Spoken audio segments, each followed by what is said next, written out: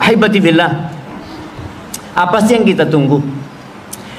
Yang muda nunggu tua,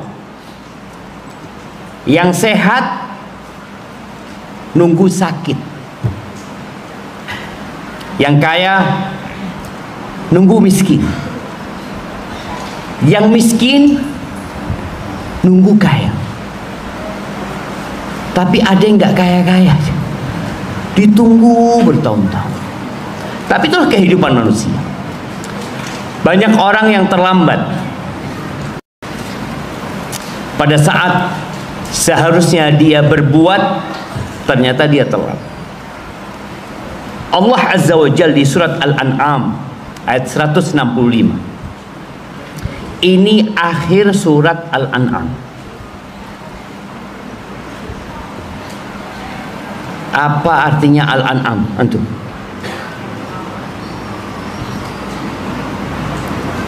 Al-An'am apa? Yang keras. Lebah. Ya hampir. Sama-sama binatang. Binatang oh. Binatang ternak.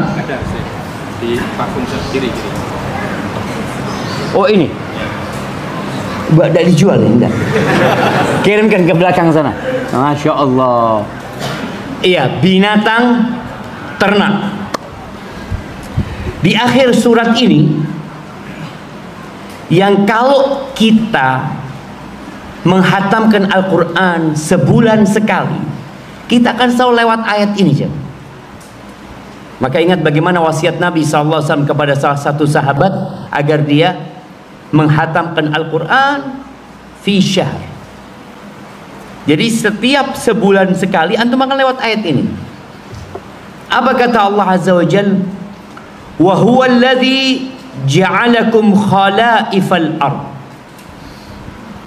Dan dialah Allah Azza wa Jalla yang menjadikan kalian sebagai khalifah-khalifah di muka bumi. Ingat artinya khalifah itu generasi yang menggantikan generasi yang sebelumnya. Siapa yang bangun Masjid Samsul Huda? Bapak Sam sama Ibu Huda. Ya. Siapa? Salah apa? Samiran sama Pak Samiran sama Bu Sulia. Kok jadi Huda? Hah? Pak Sam sama Pak Sam dapat. Astagfirullah jamaah. Artinya tadi kemana mereka? Pergi, digantikan oleh anak. Antum lihat rumah-rumah yang di sebelah sini. Mungkin rumah-rumah yang di pinggir jalan, toko-toko yang di pinggir jalan, punya siapa itu? Oh, dulu punyanya fulan. Dulu punyanya fulan. Terus kemana mereka pergi dan tidak kembali? Mereka pergi dan tidak pernah kembali. Dilanjutkan oleh generasi yang selanjutnya.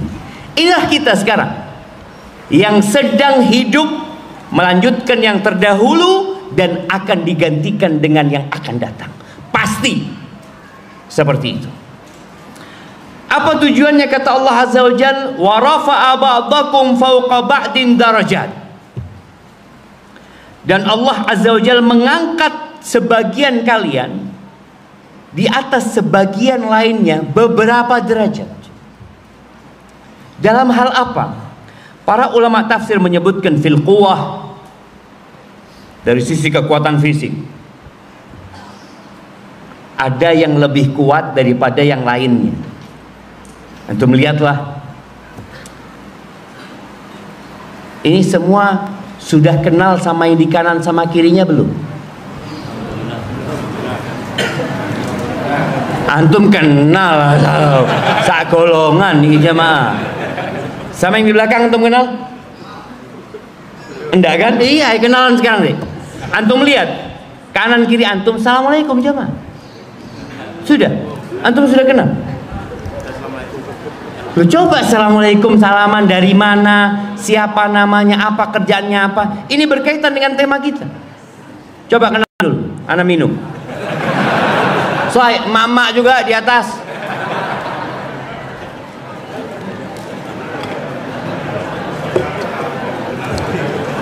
Loh, ada yang melungung lihat ke depan, tidak mau kenalan, jamaah.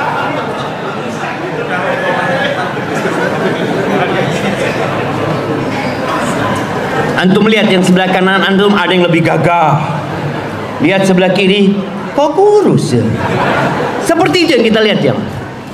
Ada yang dilihat ketika antum salaman, lihat jamnya, oh wong soge. Kelihatan. Ada yang lihat kiri, ngelihat HP-nya, oh wong ndak duwe. Hakadzal hayat. Antum nanti keluar dari masjid, ketika ngelihat sandalnya orang-orang, antum juga akan melihat. Ada yang pakai sandal mahal, walaupun pinjem. Tapi kayaknya nggak ada jamaah ya. Pinjem sandal mau ke masjid itu untuk bergaya nggak ada. Antum melihat nanti ketika naik motor antum lihat perbedaan. Ada yang motornya baru, ada yang motornya lawas, ada yang motornya masya Allah jamaah. Ngelihat dari jauh seneng antum. Kapan aku duwe kayak ini? Allah menyebutkan bahwa tatkala antum dijadikan sebagai khalifah di muka bumi ini, Allah jadikan perbedaan di antara kalian. Enggak semuanya satu strata, enggak. Itu dalam sisi kekuatan, kesehatan, rizki enggak sama. Apakah yang bapak ibunya satu, anaknya rizkinya sama? Tidak sama. Padahal kalau antum berpikir loh seharusnya sama ya. Iya, kalau dapat warisan mungkin sama. Tapi kalau bicara rizki, warisan itu salah satu rizki. Jadi ada perbedaan yang kita lihat. Kadang-kala kita ngelihat antara dosen sama mahasiswa, lebih kaya mana? Bisa jadi mahasiswanya jamaah. Itu kita lihat. Baik, mahasiswa yang giat sama mahasiswa yang telat, biasanya rezekinya lebih banyak mana? Loh, antum lihat, yang telat ini kok soge-soge sing telat ya. Yang selalu rajin, kadang-kadang kita lihat, ya Allah, susah uripnya. Baik, profesor ekonomi sama mahasiswa yang tidak lulus, apakah rezekinya selalu lebih banyak profesor? Belum tentu. Boleh jadi yang tidak lulus jadi pengusaha, mempekerjakan profesornya. Hadil hayat jamaah. Ini kehidupan. Dan Allah menjadikan itu apa tujuannya? Liyabluwakum fima atakum. Untuk menguji kalian atas apa yang Allah berikan kepada kalian. Di antara perbedaan itu, perbedaan masalah fisik. Ada yang putih, ada yang gelap. Yang putih diuji apa enggak? Diuji. Antum sombong enggak? Antum syukur enggak? Apakah kemudian ketika antum dibikin putih lalu antum menghina yang hitam? Padahal dua-duanya sama-sama ciptaan Allah Azza wa Jalla. Perempuan yang selalu berbangga dengan kecantikannya. Ada nggak salon kegantengan? Jamaah di Madiun ini ada nggak? Karena nggak akan ada yang masuk jamaah. Kenapa? Wong lanang kabeh ganteng. Lu tidak perlu. Antum yakin tidak ganteng antum? Kalau antum cantik naik ke atas. Ini di bawah khusus yang ganteng-ganteng semuanya. Artinya tadi kita lihat perempuan yang selalu peduli dengan kecantikannya itu diuji. Ketika dia melihat fulanah lebih cantik dari dirinya, atau dia melihat fulanah lebih jelek daripada dia umpamanya, itu Allah uji. Ini bicara tentang fisik. Dan ternyata juga Allah bedakan yang namanya karakter. Antum lihat ada orang yang karakternya Masya Allah, senyum terus ya. Ketemu ahlan wa sahlan, Kef halak. Tapi ada yang ketemu? Kenapa? Jadi ya Allah, gak enak ketemu itu jamaah. Antum lihat pedagang. Kenapa sekarang banyak toko itu? Gak tahu ya kalau di sini ya. Tapi biasanya di Jember itu apotek. Kalau Anda tidak mendapatkan 5S, Anda tidak perlu bayar. Dan Anda lihat sebagian penjual itu senyumnya terpaksa. Iya jam. Oh terpaksa. Tapi ada orang ya Allah memang nyeneng no. Dia itu karakternya berbeda. Ada yang bakhil, ada yang dermawan, ada yang penakut, dan ada yang pemberani. Ada yang cepat marah, ada yang lama mau marah jemaah. Kita godain ndak ngamuk-ngamuk. Sabar. Ada, kita lihat, kita dalam pergaulan kita melihat seperti itu. Semua perbedaan itu tujuannya ingat bala. Liyabluwakum, ujian, untuk dicoba. Siapa yang paling baik amalannya, sebenarnya itu. Karena di dunia ini, berulang kali yang sampaikan di beberapa kajian, di dunia ini orang itu mendapatkan perbedaan tadi, dilebihkan sama Allah, diistimewakan sama Allah, baik dalam fisik, dalam harta, dalam kesehatan, dalam karakter. Itu bukan karena amalannya, bukan. Jangan berpikir orang ganteng itu berarti soleh. Kalau orang jelek, oh aketuson itu, nggak bisa. Antum lihat orang ini kaya raya, masya Allah, berarti ini orang bertakwa kepada Allah. Lah, antum lihat orang miskin ini, kayaknya punya dosa tersembunyi dia. Tidak. Di dunia ini, semua pemberian Allah, semua keistimewaan yang diberikan itu tujuannya adalah sebagai ujian. Yang dikasih harta lebih diuji, engkau bersyukur apa enggak? Engkau gunakan buat apa harta yang Allah berikan kepadamu? Yang dikasih harta sedikit juga diuji sama Allah. Engkau bersabar enggak? Apakah kemudian dengan kemiskinanmu engkau mencuri? Dengan kesusahanmu engkau merampok? Dengan kesulitan hidupmu engkau melakukan riba? Ujian jemaah. Semua tujuannya ujian.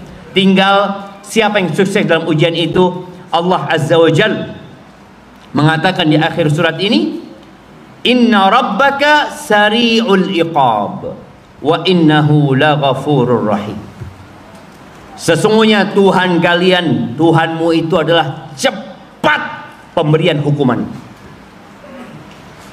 Jadi Allah kalau mau ngasih hukuman jamaah, cepat.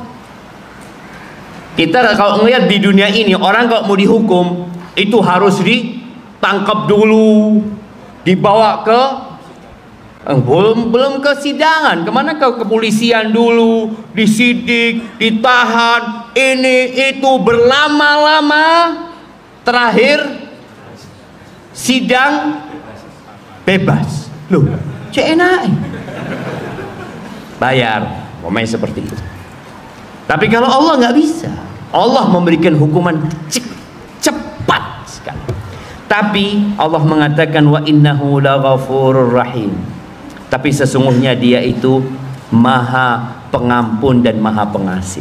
Allah tatkala menyampaikan ini agar manusia tatkala beribadah itu, dia beribadah di antara harap-harap cemas. Kita semua berbuat dosa.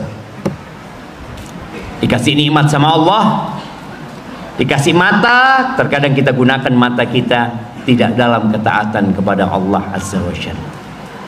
Kita dikasih kelebihan harta dan kita tahu sebagian orang itu membutuhkan pertolongan kita, tapi kita nggak tolong mereka.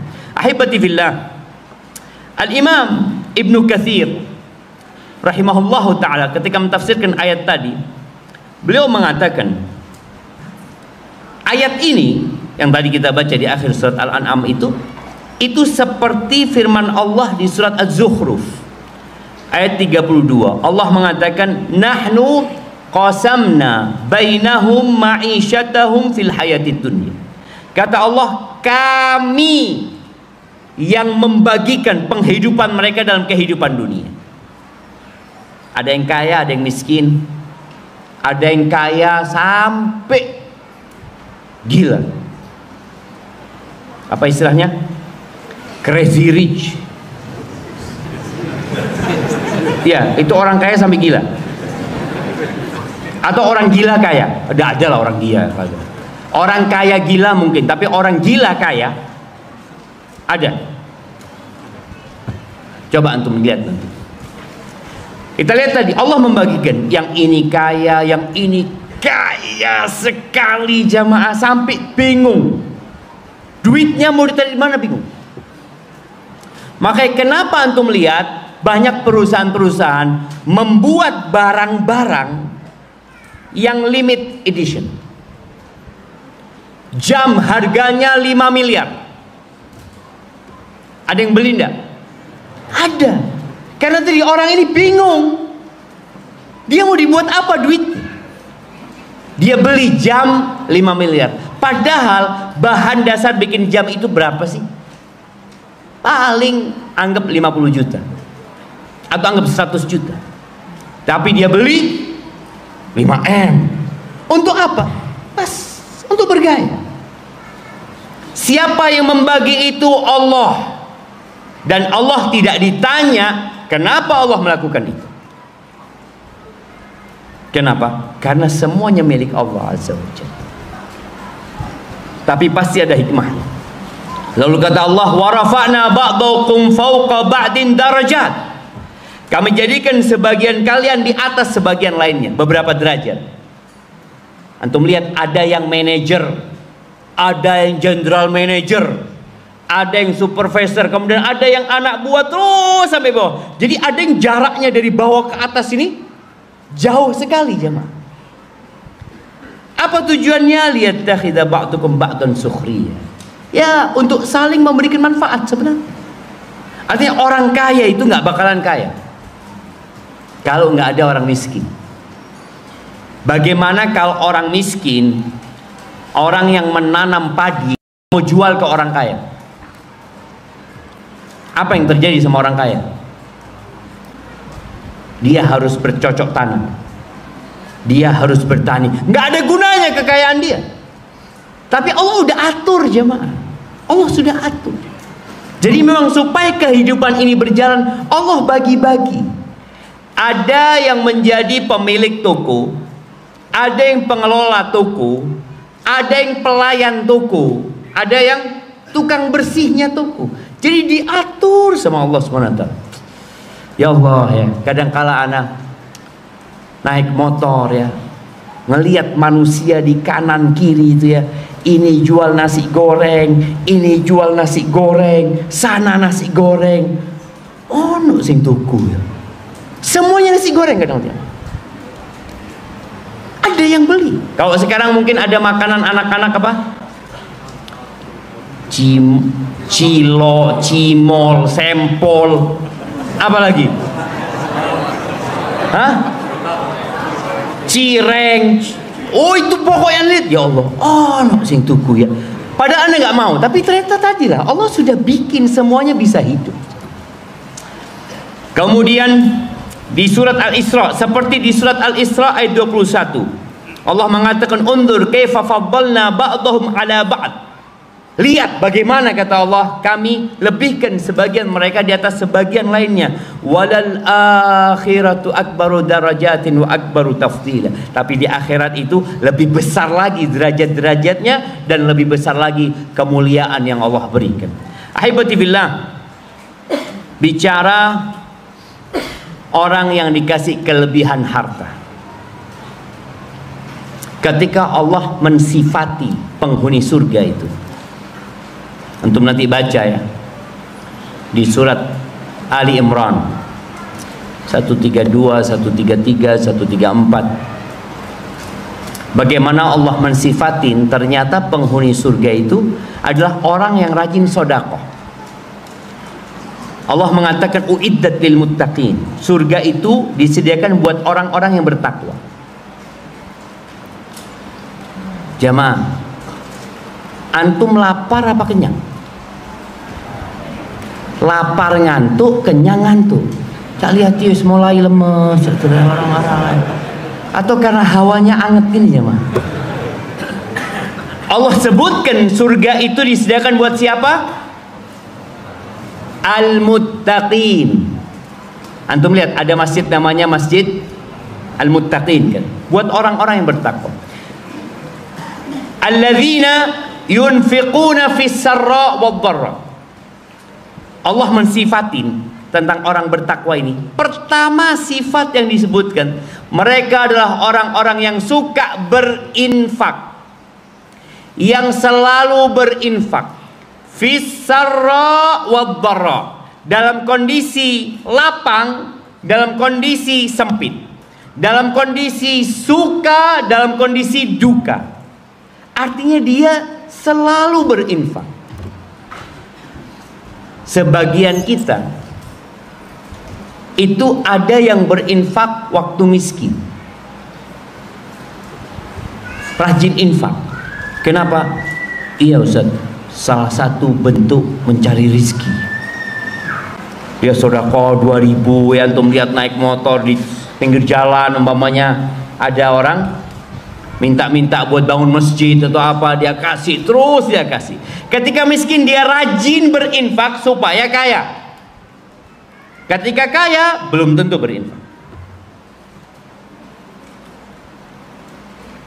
Dan berinfak di waktu miskin itu enak. Apa enaknya? Ingat perhitungan pada hari kiamat persentase ya. Persentase. Jadi ketika antum miskin, antum punya uang 10.000. Sekarang umpamanya anak cuma punya uang 10.000. Antum bisa sedekah 5.000? Bisa. Berapa persen dari harta antum? 50%. Baik, ketika antum lebih kaya lagi, datang ke Masjid Samsul Huda, bawa duit berapa? 1 juta. Alhamdulillah. Bisa antum sedekah 500. Tetap 5.000 aja. Duitnya 1 juta, sedekahnya tetap 5.000. Ketika kalau berikan kepada antum 100 juta, mampukah antum bersedekah 5.000? Artinya 50%. Seperti waktu antum miskin? Sama, nggak ada perbedaan jemaah. Nilai 5.000 yang antum sedekahkan dengan 50 juta yang antum berikan sama saja. Gak ada bedanya.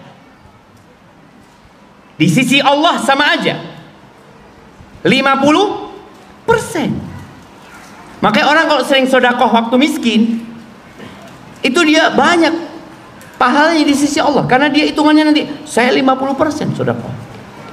Ketika antum punya uang 1 miliar, mampu antum sedekah 5.000? 50%? Mikir jemaah. Kebanyakan enggak sama. Waktu awal antum datang ke Masjid Samsul Huda 5.000 itu, sama sekarang antum sedekah 500 juta, nilainya sama di sisi Allah Azza wa Jalla. Makanya Nabi alaihi salatu wassalam menyebutkan sabaqa dirhamun mi'ata dinar. 1 dirham itu bisa mengalahkan 100 dinar. 1 dirham itu 1/10 dinar, tapi bisa mengalahkan 100 dinar. Kenapa kok bisa seperti itu? Kata Nabi SAW, ini orang hanya punya 2 dirham. 2 itu harta dia semuanya. Hanya punya 2. Dia sedekahkan 1 dirham. Berarti berapa harta yang dia sedekahkan? 50%. Orang yang bersedekah 100 dinar itu punya sak gudang jemaah duitnya. Ketika dia ambil 100 dinar, itu sedikit dibanding yang disisakan. Makanya Nabi alaihissalatu mengajarkan urusan sedekah ini agar kita selalu melihat persentase. Ketika Umar bin Khattab radhiyallahu anhu bawa setengah hartanya, Nabi tidak tanya berapa yang dia sedekahkan. Nabi bertanya sallallahu alaihi wasallam, apa yang kau tinggalkan buat saudara, buat keluargamu? Kata Umar bin Khattab, mithlah, seperti itu. Artinya setengahnya.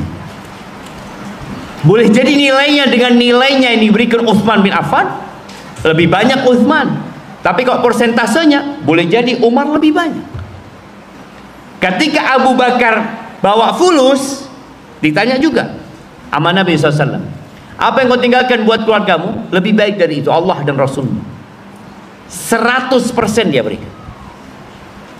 Sekali lagi, nilainya boleh jadi sama Umar, mungkin banyak kan punya Umar, tapi secara persentase tetap menang Abu Bakar As-Siddiq radhiyallahu anhu. Maka Allah sebutkan sifat pertama orang yang bertakwa itu suka berinfak. Kenapa? Karena ternyata para ulama menjelaskan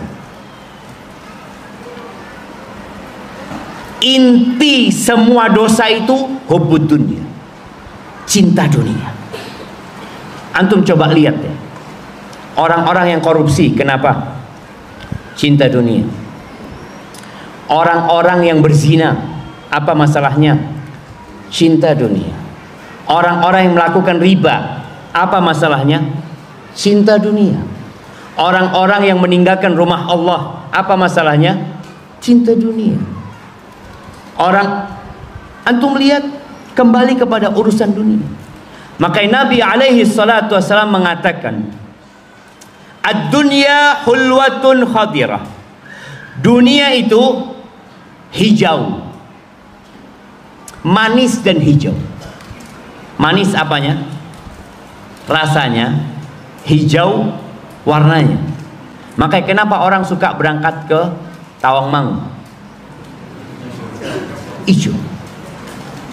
Dan antum kalau melihat yang hijau-hijau itu, ya Allah, seneng aja mah. Walaupun uang orang lebih suka dengan yang merah. Iya, merah. Tapi kalau kita lihat dunia secara umum, orang tuh suka dengan yang hijau. Maka bagaimana orang-orang kita lihat nih, tetangga kita nanam di depan rumahnya pepohonan yang hijau ya. Kemudian mungkin di pinggir jalan dikasih yang hijau. Antum lihat di Madiun ini lapangannya umpamanya banyak tumbuh-tumbuhan yang hijau. Dunia itu hijau, warnanya manis rasanya. Wa innallaha mustakhlifukum fiha fayandur kaifa ta'malun. Allah itu menjadikan kalian tadi khalifah-khalifah di bumi ini untuk dilihat gimana kelakuanmu, kerjaanmu gimana gitu. Fattaqud dunya wattaqun nisa. Kalian bertakwalah kepada Allah dalam urusan dunia dan takutlah kepada Allah dalam urusan wanita. Wanita ini bagian dari dunia aja. Salah satu bagian dari dunia yang paling menakutkan.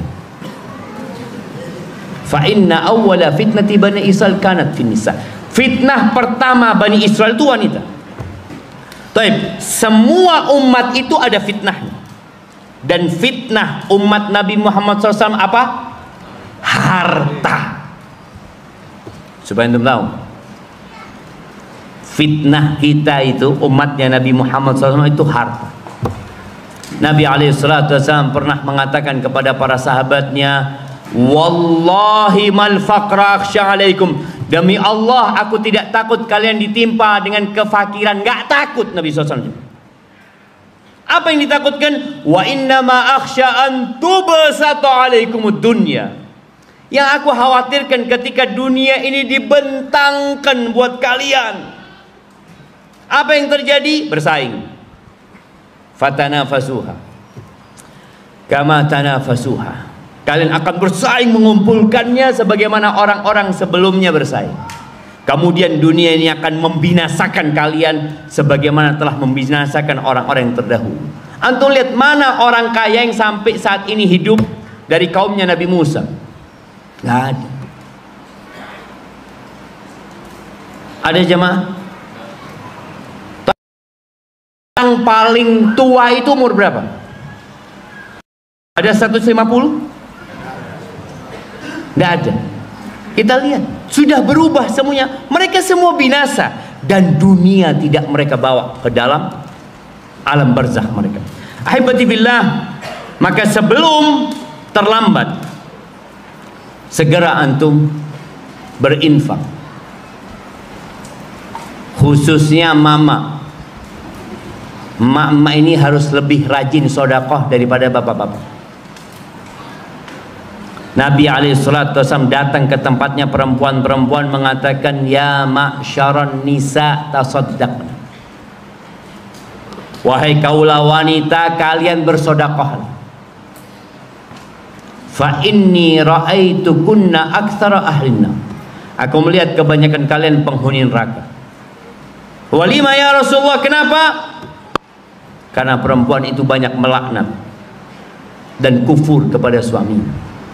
Dia punya karakter yang perlu diperbaiki. Sodakoh ini memperbaiki. Kalau dia rajin sodakoh, artinya sesuatu yang dia cintai. Siapa yang nggak suka sama harta? Siapa jemaah? Wa innahu lihubbil khairi la syadid. Cinta sama harta jemaah. Orang itu seperti cinta sama harta. Itu sebuah apa ya? Sesuatu yang lumrah. Tapi tatkala sesuatu yang dia cintai dia keluarkan, di sini dia sedang melatih diri. Dan jangan nunggu nanti. Makanya ketika antum disuruh sedekah, jangan nunggu nanti malam sedekah. Jangan nunggu besok. Makanya ketika Nabi SAW sama Bilal itu bawa surban. Itu perempuan langsung melepas antingnya dilemparkan kepada Bilal. Melepas gelangnya dilemparkan ke Bilal. Kalau nunggu nanti imannya turun. Kan bisa jadi antum ketika di masjid semangat, Masya Allah, siap sampai rumah nggak jadi kayaknya, kebanyakan.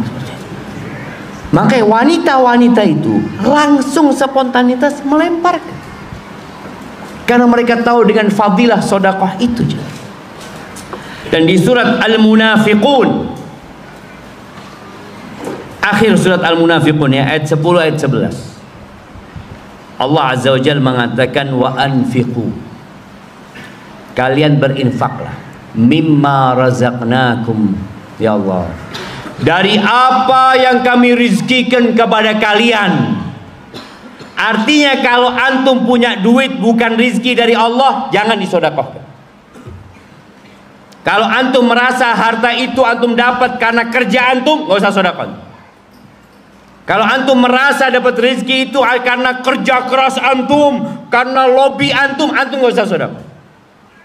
Kenapa? Karena perintah Allah, infakkan apa yang kami rezekikan kepada kalian. Supaya antum sadar ketika antum bersedekah itu dari Allah, bukan dari antum. Sehingga orang kalau tahu ini dari Allah, iya. Seringkali jamaah orang itu titip sama anak, titip uang untuk disalurkan. Kemarin ada yang titip uang sama anak 1 M, uang zakat. Ustaz, anak tinggal ada sisa uang zakat Ustaz, 1 M Ustaz ya, titip Ustaz ya. Apakah mungkin kemudian eman anak? Sayang ya, 1 miliar loh. Titipan orang langsung besoknya ditransfer ke yayasan lain, selesai. Tapi kenapa kalau antum yang kerja antum merasa memiliki? Oh, ini punya anak Ustaz. Kata Allah, dari apa yang kami rizkikan kepada kalian. Maka itu yang perlu ditumbuhkan kepada kita, jangan ditumbuhkan di jiwa kita. Kalau ini titipan, contoh di sini, kalau ada orang di belakang antum mukul pundak antum, Mas, ini Mas, 2 juta tolong masukkan ke kotak amal. Apakah kemudian antum sayang? Ya Allah, 2 juta, 1 juta ini. Gak mungkin antum melakukan itu kan. Kenapa? Loh Ustaz, oh titipan Ustaz, masa anak mau ambil?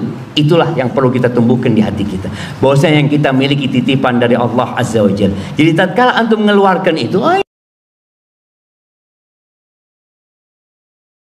ya ahadakumul maut, sebelum datang kepada kalian kematian, fayaqul, ketika orang ini sekarat mau mati, apa kata dia? Laula akha, ya Allah, kalau engkau tunda umurku sedikit, ya Allah, dia minta tambahan umur sedikit. Apa yang tidak dia lakukan? Fa'asad, aku mau sedekah. Pertanyaannya, kenapa dia mau sedekah, tidak mau datang ke kajian?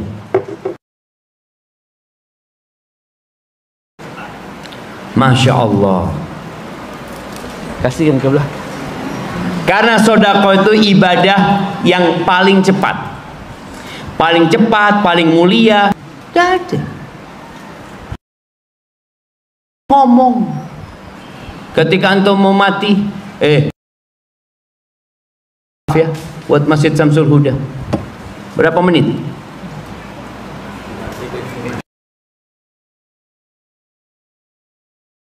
Dengan mudahnya, apalagi sekarang antum tinggal buka handphone,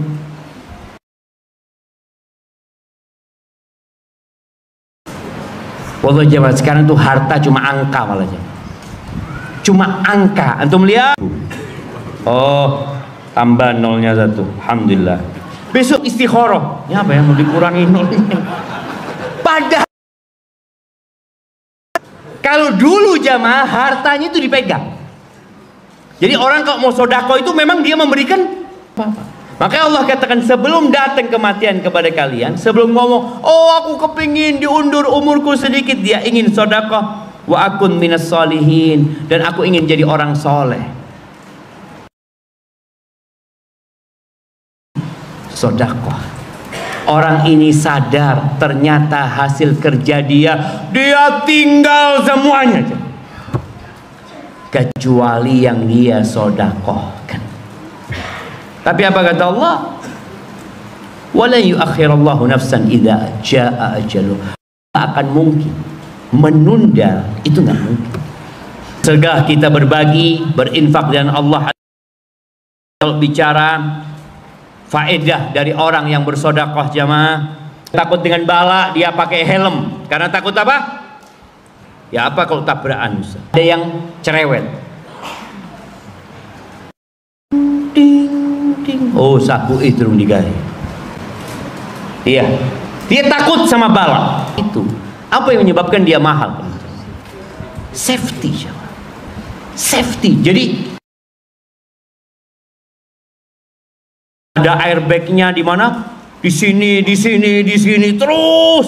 Jadi bener-bener orang itu kalau naik itu, oh, tabrakan aman.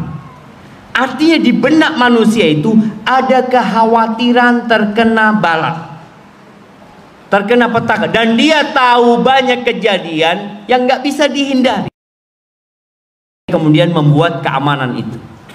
Nabi SAW mengatakan, sana'i'ul ma'ruf, itu sedekah, bukan asuransi. Jadi kalau mau asuransi sama siapa? Sama pemilik langit dan bumi ini. Dan banyak sekali kalau bicara hadis-hadis yang berkaitan dengan faedah dari sedekah. Makanya kadang-kala orang sedekah untuk tolak bala. Tapi tolong ketika antum bersedekah untuk tolak bala, niatnya tetap ikhlas dan cari akhirat. Karena ada orang yang bersedekah hanya untuk faedah dunia. Banyak faedah dunia, umpamanya berkah ya. Berkah ini sesuatu yang menakjubkan. Dia tidak, ada orang yang ada orang gajinya 2 juta. Kalau secara realita ini sama,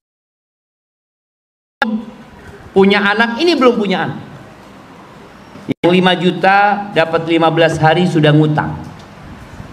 Yang 2 juta sampai akhir bulan masih bisa nabung 500. Kok bisa ya? Itu barokah. Yang 5 juta motor, pompa airnya mati. Kemudian ada saja yang membuat uang itu keluar manfaat sebenarnya buat diri dia, tapi karena adanya musibah. Tapi ada orang, alhamdulillah motornya sama tua, pompa airnya sama, tapi dijaga. Dalam mana qasad sadaqatun min man, sedekah itu nggak ngurangin harta. Percaya nggak tuh? Percaya gimana Ustaz? Anak tadi berangkat bawa 1 juta, sekarang tinggal 200. Ustaz. Berkurang apa bertambah? Boleh jadi itu 200, tapi manfaatnya lebih daripada 1 juta. Itu barokah. Kemudian sedekah itu membuat orang lapang dadanya. Karena orang kalau cinta sama dunia sempit jamaah, dia ketakut miskin, takut ini, takut terus. Ketika dia rajin sedekah, dia yakin sama Allah.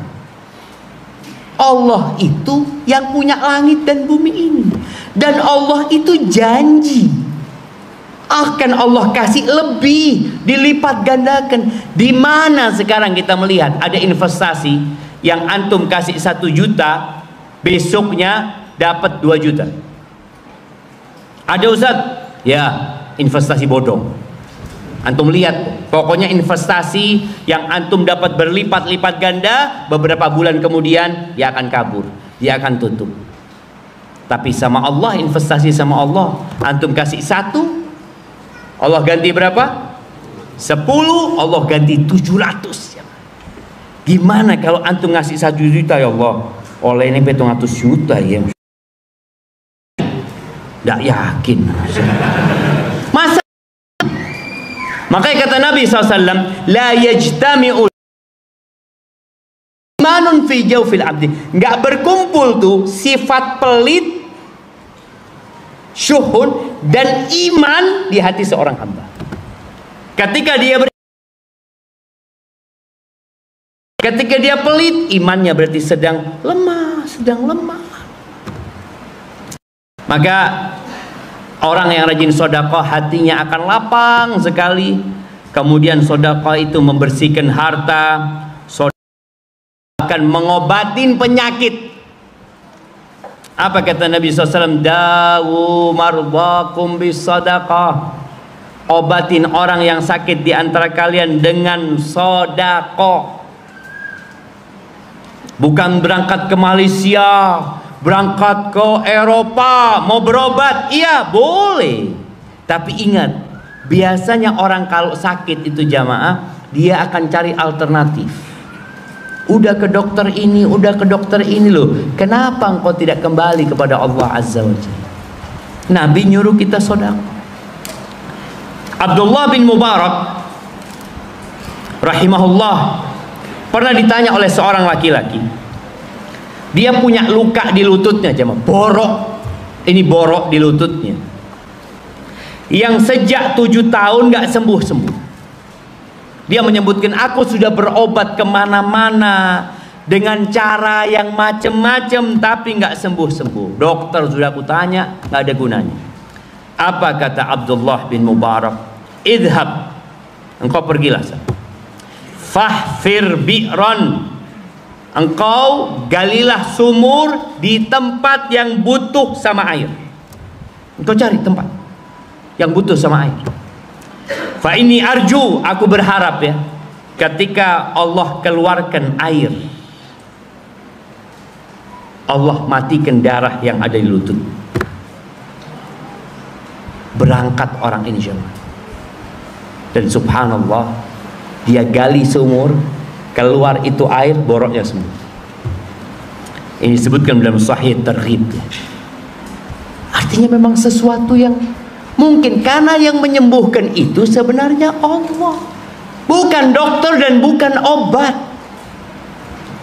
Kemudian ya, orang yang punya sifat hasad, iri, dengki, perbanyak saudara. Yang keras hatinya, yang sulit meneteskan air mata. Nabi SAW dalam hadis riwayat Ahmad, pernah ada seorang yang mengeluh kepada Nabi SAW, ya Rasulullah, aku ini kok keras hatiku ya, sulit menerima nasihat, sulit meneteskan air mata. Apa kata Nabi SAW? Idza aradta talyina qalbik, kalau engkau ingin hatimu lembut, fa'at'imil miskin, berbagilah makanan dengan orang miskin. Wamsah ala ra'sil yatim, dan usaplah kepala anak yatim. Itu kata Nabi SAW. Dan masih ada banyak doanya malaikat setiap pagi ya, buat orang-orang yang rajin sedekah. Kemudian sedekah itu akan mendampingimu di kubur. Ketika engkau meninggal dunia, engkau diantar sama anakmu, sama keluargamu. Adakah anggota keluarga yang dampingi bapaknya? Dikubur bapaknya, dia nangis, berdoa, terus pulang. Kira-kira di rumah ngomongin apa anaknya? Katanya Ustadz harus segera. Segera apa? Warisan. Betul loh jemaah. Itu sudah bukan milik yang mati. Milik yang mati tinggal pelunasan utang sama penunaian wasiat. Tapi udah milik anggota keluarga. Yang dampingimu, yang engkau sodakohkan, itu yang dampingin kita. Kemudian orang yang rajin sodakoh di akhirat ini, Masya Allah, itu menunjukkan bahwa dia orang-orang yang jujur sama Allah. Sodakoh itu bukti keimanan. Kemudian akan dihapuskan dosanya dengan sodakoh tersebut, akan dijaga dari api neraka. Kata Nabi SAW, fattaqun nar, selamatkan diri kalian dari api neraka, walau bisyiqqi tamrah, walaupun dengan setengah butir kurma. Anda lihat ada pembagian air.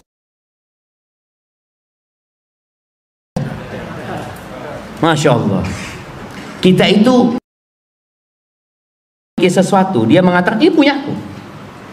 Dia melihat tetangganya nggak dapat tengah roti itu yang menyelamatkan antum dari api neraka. Tahu loh kita jemaah. Fattaqun nar walau bisyiqqi tamrah. Selamatkan diri kalian dari api neraka walaupun dengan setengah butir kurma, setengah, bukan satu jemaah. Ini menunjukkan besarnya fadilah sedekah, dan dia dapat menyelamatkan kita dari api neraka. Dan kelak pada hari kiamat orang itu akan berada di bawah naungan sedekahnya sesuai dengan berapa persen yang antum sedekahkan dari harta antum. Yang terakhir, orang yang rajin sedekah akan dipanggil dari pintu sedekah. Ya fulan, fulan. Pintu surga itu berapa? 8. Mungkin nggak semua orang bisa rajin sedekah. Ada orang yang memang nggak punya, dia anak rajin puasa sunnah Ustaz, insya Allah engkau dipanggil dari pintu Ar-Rayyan. Anak puasa sulit, sedekah nggak punya, anak rajin sholat sunnah, dipanggil dari pintu sholat insya Allah. Hada, itulah yang dapat anda sampaikan pada kesempatan kali ini. Kurang lebihnya mohon maaf, yang benar dari Allah Azza wa Jal, yang salah dari diri anak pribadi. Allah dan Rasulnya terbebaskan dari kesalahan itu. Subhanakallahumma bihamdika asyhadu an la ilaha illa anta astaghfiruka wa atubu ilaik. Assalamualaikum warahmatullahi wabarakatuh.